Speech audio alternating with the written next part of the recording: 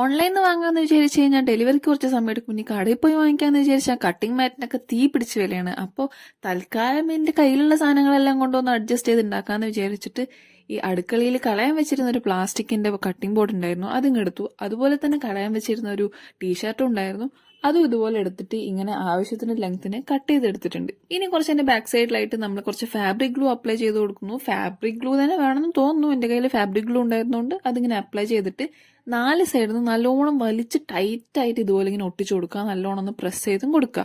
അപ്പൊ 4 സൈഡ് ഇതുപോലെ ഒട്ടിച്ചു കൊടുത്തു കഴിഞ്ഞാൽ ഈ കോർണേഴ്സിൽ ഇങ്ങനെ കുറച്ച് എക്സ്ട്രാ കാര്യങ്ങളൊക്കെ നിൽക്കുന്നുണ്ടാവും. അപ്പോൾ അത് ഉള്ളിലും കുറച്ച് ആവശ്യമായിട്ട് ഒട്ടിച്ചു കൊടുത്തിട്ട് ബാക്കി വരുന്ന ഇതുപോലെ കട്ട് ചെയ്തിട്ട് കളയാം.